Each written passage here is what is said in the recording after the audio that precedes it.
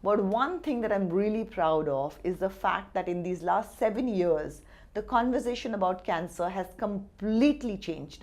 And that has been because of my illness. Even now, when I'm back to work, it's my husband who's like, why are you not working? And he keeps telling me the way you used to work in 90s and the way you liked working and when you used to speak about, because see, on my first film ka set is where I met Goldie.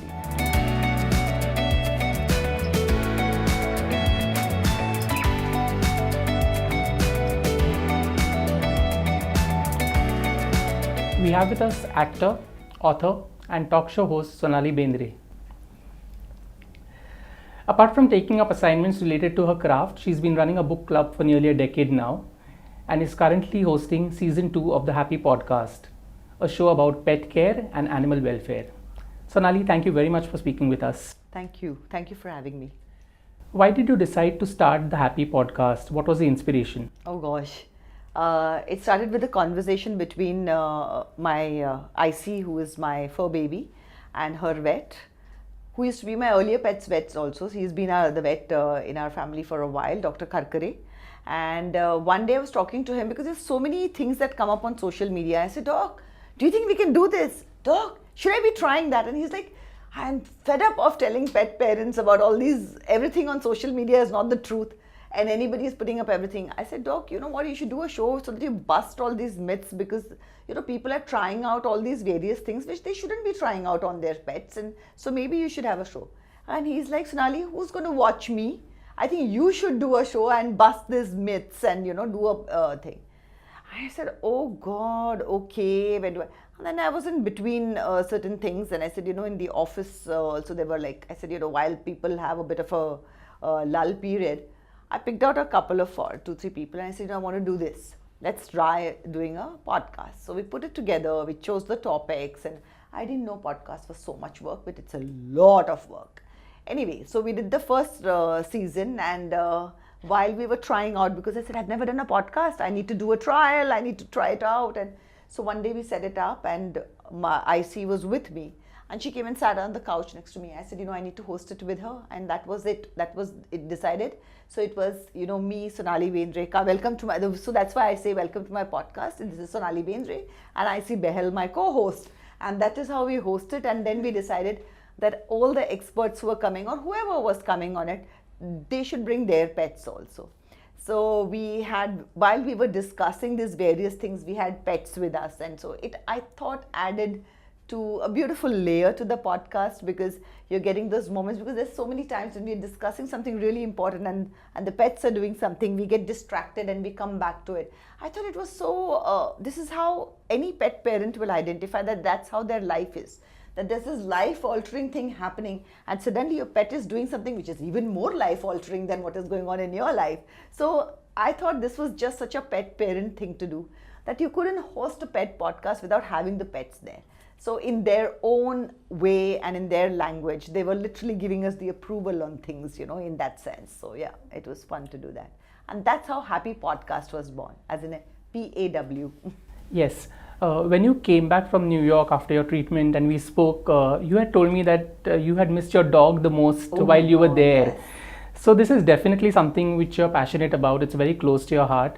What went behind the making of this niche but scalable platform centered around pet parenting and their well-being? So I really don't know how you use the word scalable, and I really don't know that at all, like how scalable or not.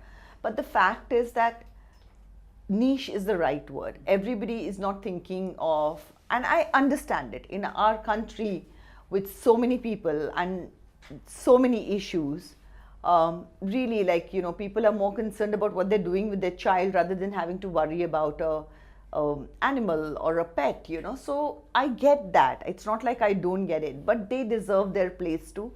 And then there are people who find that comfort. And I know I found that when I came back from my treatment. I missed her a lot. And when I came back, the kind of healing I felt I got, because of, it's like she knew which part of my body was aching. I mean, every night when my joints were aching, my legs would be aching. Icy, who has never slept in my bed, those first few months would climb into the bed and sleep on my legs. And I've slept so well after that, because she was the correct pressure that I needed on my legs. And it's like she knew which part of me was aching. And that's when you feel that, however busy we are and how many ever the issues are, this is what life is, the integration of the nature, the animal, the human.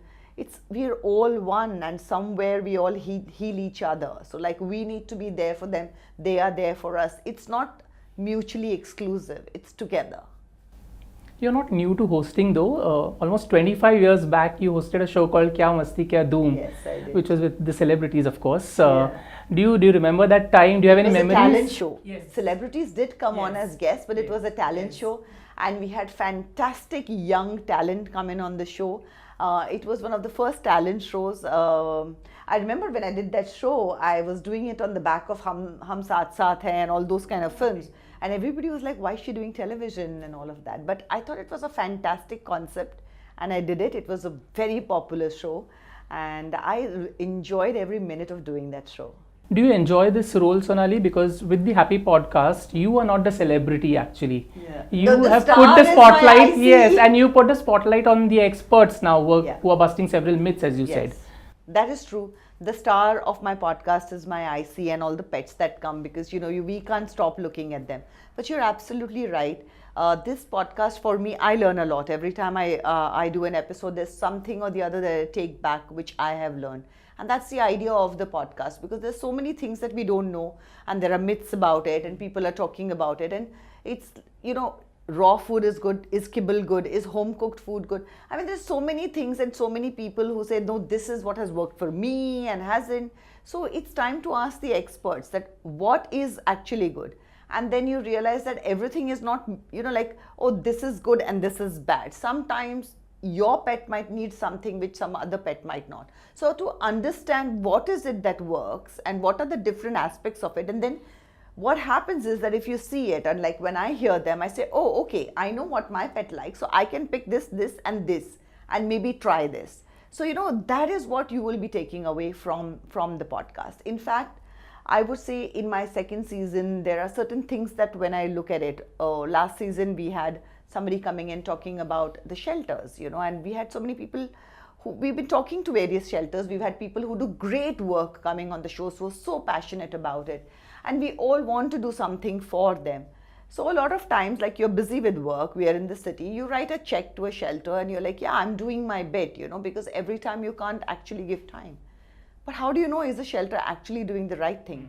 And when I did this episode, which was with Amla, who is like the OG Blue Cross person in India, who's gone and done her training in Scotland and stuff like that, and then set the shelters up. And when we were talking to her, and what she explained was, like, when you need veterinarian medicine or you need physiotherapy, like that, to run a shelter, there is a course. You need to get educated for it. Exactly. Wow. I didn't know that. And we don't have that in India. So anybody who loves animals is running a shelter. But that's not the thing. There is a way to run the shelter. It's not just about loving the animal, because sometimes you can love an animal and treat it like your child.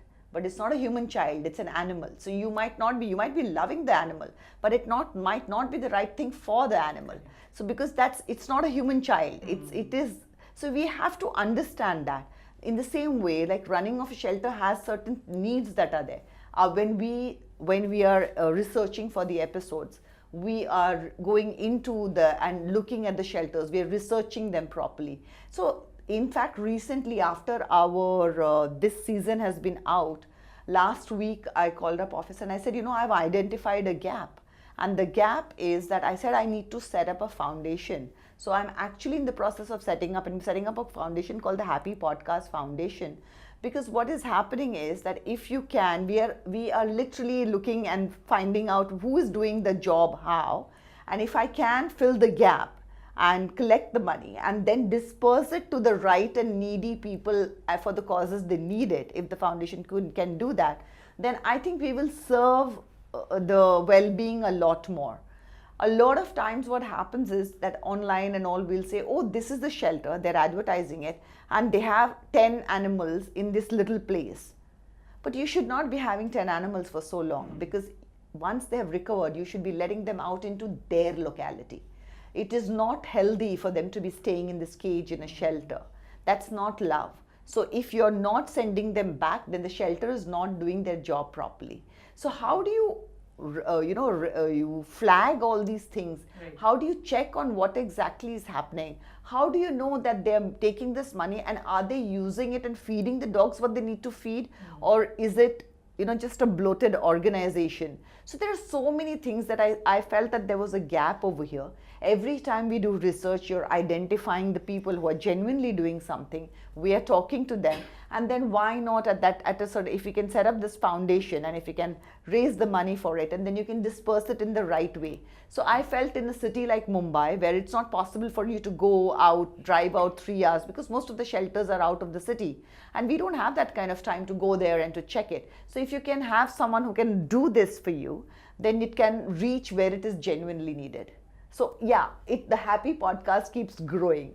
And like you said, it's scalable. Maybe this is what you mean by scalable, because the other thing that we've started after the second season is I've started our merch with the Happy Podcast merch. We have tied up with the Soul Store. I love their t-shirts, and so I love the quality that they have. The design is beautiful, and more than anything else, Soul Store runs 2 fantastic shelters. So I really wanted to, that's the reason why we tied up with them, because they were similar thinking, similar minded, and we've launched our t-shirts, so they're available in all Soul Store online stores, offline stores, everywhere. The podcast t-shirts are available over there. How nice. Yeah. Sonali, in your case, there's been a definite reinvention from films to television, reality shows, OTT, books, now podcast. How easy or challenging? Books is something I have grown up with. That's just me. Yeah, but a book club, I mean, Yeah. it's a different thing that you started. Yeah. How easy or challenging has it been for you to embrace all these things, and what have been your learnings throughout this journey? So see, films, television, OTT Right. are versions of what I am. Yes. That is an actor. Yes. Those are all versions of that. The book club is a passion project. It's my way of dealing with social media, because I thought that it was wonderful to get onto social media when I got onto it, because I was totally not into getting onto it. Then when I got on, I realized that it can be a lovely place if it's how you use it. Correct. Social media is a tool. How do you use it? It's in your hand. I mean, are you going to use it to build something, or are you going to use it to destroy something? It's a tool. So I thought I should wield it to build something, and that's why I built a book club. We complete 9 years in this year. And the Happy Podcast, I told you how it came about it. I completely had no idea how to do it, and it was just the fact that it was just passion, and so we could do it. I think the podcast and the book club really has nothing to do with me as an actor in that sense, because both of these are passion projects, and these are something that I like there. I would say they are facets of my personality, but not really my commercial these are not commercial parts of me. But actor, of course, that's the part where I'm the commercial person, yes. Yeah, but the book club now, it will complete 10 years next Yeah. year. It's been an amazing journey. Yeah. What have your interactions with the members taught you? The members saw me through my illness, and it was an amazing journey, because that really helped me. It gave me something to look forward to when really it was the tough time in my life. But more than anything else, Sonali's book club started when there were no digital book clubs. Nobody was reviewing books. Now every news podcast or YouTube channel or whatever also has a book review, which I think is fantastic, because there's so many books and so many authors, and I can never give that much time to everybody and do justice to everybody. So the more people who do it, the better it is. So when I started, there was literally nobody else doing it, and so it was a lot of work. Now I feel that there are a lot of others doing it, so I do take it a little more casually. Earlier we used to do a lot more in-persons, lot more, with the author, the talking with the author and especially during COVID, we did a lot of them, lives, Instagram lives and all that. But it's been a while since I did that, but now also the community has grown. There is a solid base to the community, and in which even if we use it more as a digital thing, where we are answering things digitally and stuff like that, because I also feel that there are many more people doing it now, so it's getting it's what it needs. The books are getting what they need. And somewhere where everybody, I think about 5-6 years back when they said books are over, to today, I don't think anybody will say books are over. They're literally finding a life of their own. And I don't mean on an Audible or a Kindle, that also. But I think physical books are also coming back and finding their way back. So somewhere I feel like, okay, it's happening, it's there, so whatever it is that we are doing is enough. And then the podcast has also started. So yeah, it takes up a lot. Like I said, I did not think podcast was so difficult to do, but there's a lot of work that goes into it from the, I'm an actor, so I get a written script, and if I like the role, I research my role. Right. I will work on my character. But a podcast you are doing from, writing it, from researching the topics to the post-production to everything. So it's a lot of stuff that is getting done. You've always done what you've believed in, and that spirit especially came across during your illness. You told me in an interview that you didn't want self-pity at that point of time. You didn't want to whine. You didn't want to whine about it. In fact, you exuded positivity throughout that period. I mean, how did you get that strength and how did you overcome that phase? I had my lows. There is no doubt about that. I mean, definitely there have been lows. It has been a struggle also, even now. In fact, today I was talking about it when I was telling one of my friends that, it's been 7 years since I have been cancer-free. It's taken me 7 years to start watching movies that, I just stopped watching things or reading books that would disturb me because everything was a trigger. It's taken me 7 years I was reading this book, I was rereading it, I would say, On Earth We Are Gorgeous Briefly or something it's called. Beautiful book. But again, hard-hitting, deep and intense. And I can't read it the way I used to before. There are times when it gets so overwhelming that I have to put it away. Then it triggers and there are things that, you start spiraling. So I have to take care of that and, kind of support my mental health and then go back to it. But it's taken me 7 years to going back to reading intense books again or disturbing books again. But you've been an inspiration for everyone simply because you were transparent about everything that was happening to you and the way you fought your illness head on. Now, when you look back, what do you think gave you that strength? Definitely, I had a great support system and that was my strength. But also, it's easy to say transparently. I'm sure there are a lot of people who are transparent about it. I just happen to be more well-known than them. But the main thing was that when I put out my illness, what I realized was that cancer was not something that was spoken about. It was a taboo subject. And I didn't realize that it was a taboo. They only mentioned this as the disease. You didn't even name it. And what I realized was that, like for me, I needn't have reached the 4th stage. Had I tested, had I detected it early, I needn't have gone through the hardship that I went through. And cancer, if caught early, is very curable. It is hard, yes, but it is curable. It's not a death sentence if you catch it early. And why is it that we are not talking about the fact that it needs to be detected and it needs to be a conversation? So when I realized, I said, maybe as a person who is in public eye, that's what I can give back. That is to bring about a conversation about it. And that, I think, more than anything else in my life, I mean, because everything else I have been grateful for, if you're looking good, it's your genes, I've got my chances, I'm grateful for it, I have an amazing support system. But one thing that I'm really proud of is the fact that in these last 7 years, the conversation about cancer has completely changed, and that has been because of my illness. I mean, the way people are testing now, the way it is being spoken about, this was never the case. So yeah, that is one thing I am really happy about. I mean, I feel like, yes, this is something that I did. It's the only thing I feel I've done in my life.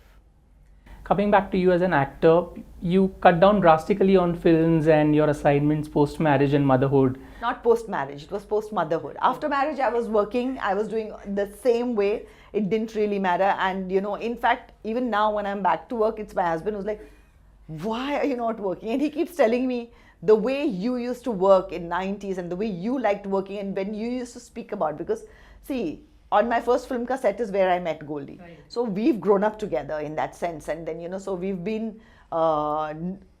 known each other, we've been acquaintances, then we have worked together as professionals, we've been friends, we've been best friends, we've dated, and then we've got married. So it's a long time. We've been married for 23 years, and I think we've known each other for 30, 35, whatever those years, So obviously, he being my best friend, my frustrations on why can't it be like this? He says, all the things that you've always missed and wanted is what is happening today, and you should be the one who should be working Right. today. So yeah, he's been a big factor in that. But I did continue working when I became a parent, when I became a mother. It's just that the way I wanted to be, the way I wanted to parent my child, the kind of, for me, television, the shows that I was doing was the closest it came to a 9-to-5 job. Because as an actor, when you're doing a role, you're doing your outdoors, you're suddenly gone for 2 to 3 months, and then you're back. Your child is not going to understand that, or at least that's not what I understood, and that's not what I wanted.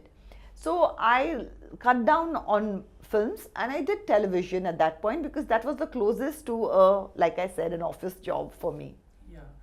You come from a very different background, of course, a non-filmy family altogether, with an emphasis on academics and financial independence. Was it difficult for you to adjust to the workings of the industry when you got in? So most of my time when I started working went into just finding my bearings and to learn what was happening, because I had no clue about this world. For me, it was like being, landing on Mars.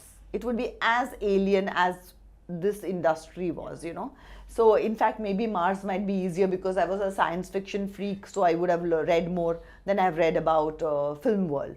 So for me, I think from the time I started, and I realized that I had got a chance that was something that people die for and long for and work really hard for. And then suddenly I needed to prove that I think I do deserve it. And then I just kept feeling that I don't deserve it because I don't know it. So which meant I just wanted to keep working to better myself. So much of my time went in teaching myself what was happening, that it didn't really go into, what is this world, and whether. Most of it went into that inner struggle of finding my feet, bettering myself, being there. And just when I sat there on the set, I wanted to feel like I deserve to be here. Because a lot of times, I've said it in my interviews, that the way I was, how raw that I was, if I was a producer, I wouldn't sign me on. And so I was like, okay, but I've got signed on and I've got these opportunities. How do I make them gold? And that's what I was working towards. So I really didn't have too much time to think about much more. So what has changed between then and now, since your husband has told you that this is exactly what you wanted? Yeah. Has it become more professional, more organized? Yes, absolutely. It's become so much more professional and much more, everything has its pros and cons. Yeah. There are times when I miss the intimacy that used to be there at that time.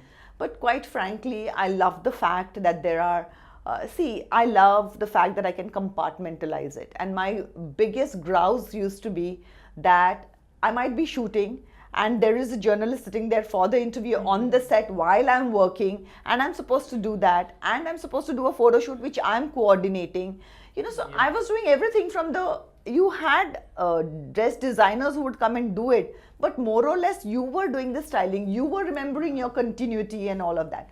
So there was so much of work that I was doing, which was what an actor doesn't need to do, that now it's just so, what do I say, it's like freedom. Yeah. That I can just focus on the craft that I need to focus on.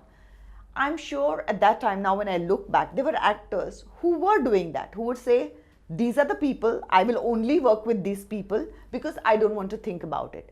But I was not that person. I would always be like accommodating. So, okay, if you want that, I will do it, because, I just always felt that maybe I shouldn't be here and they're giving me a chance. So I was very accommodating. What happened because of that was that I was doing everybody's job but mine, or then and mine. So it was exhausting to do that. So that is what has changed for me. The way I look at it, and the industry has changed a lot now. But like you said, you did hosting shows, reality shows. I did judging of the shows. Judging. I didn't host them. Pati Patni or Pati Kanga? Patni is what? Like after that, yeah. So when this you is do what- this, when you judge shows or when you're hosting shows, do you look at them as commercial projects in a way, or do you think that you can bring something new to these roles? They're totally commercial projects, which I bring something new to. Okay. Both. Because I wouldn't be doing it and those kind of hours if it was not a commercial project. Correct. Definitely those are commercial projects. But of course I bring something of my own to it, because when I'm judging the talent show, I bring myself to it. When I am in movies, I'm playing a character. The physicality can be mine, and so there will always be some similarities in it, but that's not me. A lot of times people actually got to know me through my judging, because then there are the stands that you take, there are some things that you fall for, some things that you don't believe in. All those are part of your personality that the fans are seeing, which is you as a person. You also own a team in the tennis Premier League, right? Oh yes, Yeah, Chennai Smashers. I've forgotten that. Yeah, I think we're changing the name, but yeah, I do own that. How did that come about? This idea of investing in a team. Listen, my son who doesn't play tennis was learning tennis, and the teacher who used to teach him tennis started this league. So he came to me and he said that, could you help me out? I'm starting this league. Could you help me out? It was a tiny league. I didn't know it would become so big. Yeah, it has become so huge. Yeah, but I didn't know it would become so huge. It just started as a helping out to this because the person who used to teach him, who was his coach, was this really nice guy, and I really liked him, So his name was Kunal, and he was a lovely guy. So when he came and he said, I know, and my son had moved on from tennis, and he was like, yeah, I'm done with it. But he said that, ma'am, would you, we are starting this, and could you help us out, and would you do this? I said, okay. It was a small little league in Lokhandwala club. We were doing the matches. It's become so much from there. But are you enjoying it now? I enjoy everything that We I'm see you doing. at the matches. Yes, because it is fun to watch it and to do it, and it's lovely to see so much happening. And I do believe that as a parent, that you have to have more sporting opportunities to get the kids off the gadgets.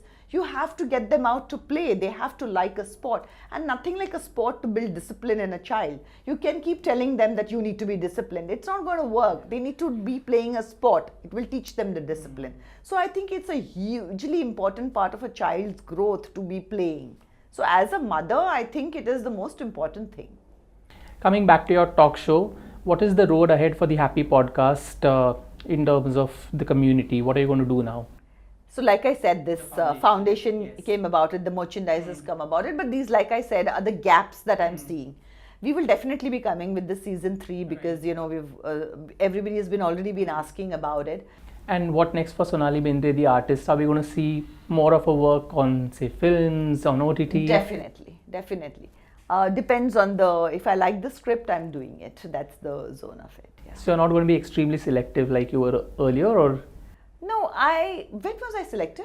Post motherhood, you said? That was because of the time that it would take. Right. Now son is in the university, so I have all the time on my hands, and it's time to go back to being me, which was also, it's a different phase in my life. The podcast also came in at that point, as my son left for his university, so the podcast started at that point of time. I started doing much more fiction work, as you would call it. So I did Broken News, and I started with this Amazon show. So yeah, those are the things that have started post he has gone to university now. Yeah. Lovely, Sonali. Thank you very much for speaking with Forbes India. It was a pleasure. Thank you. It's my pleasure. Thank you so much. Thank you.